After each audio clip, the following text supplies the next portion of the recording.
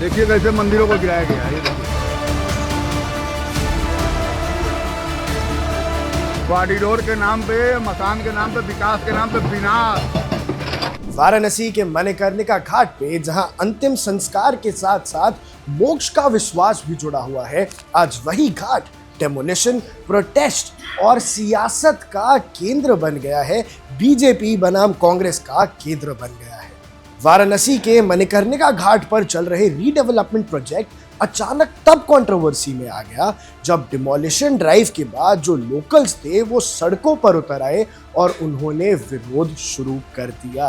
जी हाँ दर्शकों, आप विजुअल्स में देख पा रहे होंगे कैसे मणिकर्णिका घाट को रीडेवलपमेंट के लिए डिमोलिश किया गया और दोबारा बनाने की वह कोशिश है। अब डिस्ट्रिक्ट एडमिनिस्ट्रेट के मुताबिक ट्यूसडे जनवरी 13, 2026 को मणिकर्णिका घाट पर रीडेवलपमेंट प्लान के तहत कुछ पुरानी संकोचनों को हटाया गया और ये काम प्रधानमंत्री नरेंद्र मोदी जी द्वारा 2023 में शुरू की गई घाट रीडेवलपमेंट स्कीम का हिस्सा था।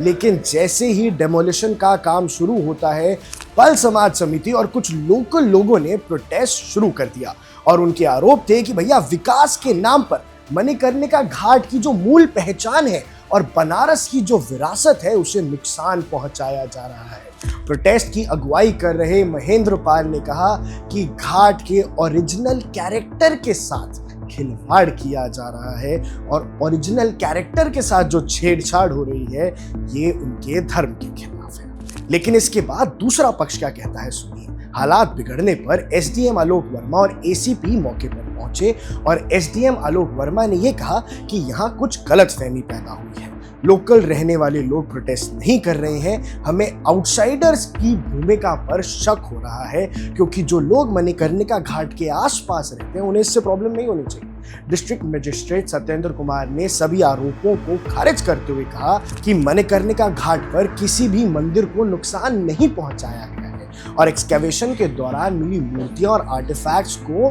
सुरक्षित रखा गया है, यानी हिंदुओं की फीलिंग्स के साथ कोई खिलवाड़ नहीं है। कंस्ट्रक्शन पूरा होने के बाद उन्हें पुनर्स्थापित भी किया जाएगा और ये घाट की बेहतरी के लिए।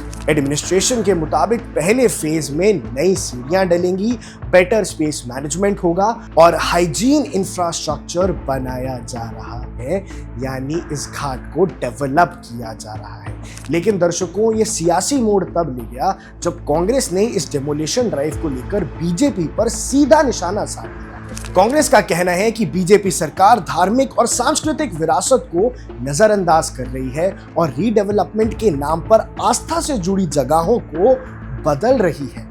कांग्रेस नेताओं ने तो इसे बनारस की आत्मा पर हमला तक बता दिया और कहा कि घाट की पवित्रता के साथ साथ समझौता नहीं होना चाहिए।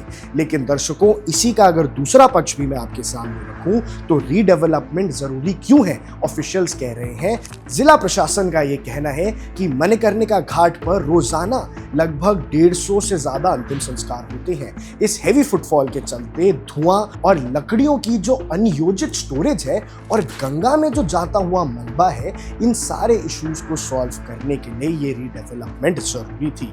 लेकिन अब सियासी माहौल गर्म हो चुका है। एक तरफ कांग्रेस वार कर रही है कि भैया ये तो हिंदुओं की आस्था से खिलवाड़ है और दूसरी तरफ मणिकर्णिका घाट को बेहतर बनाने के लिए ये कदम शायद जरूरी भी था। आप देख रहे हैं वन इंडिया, मैं हूं आकर्ष कौशिक।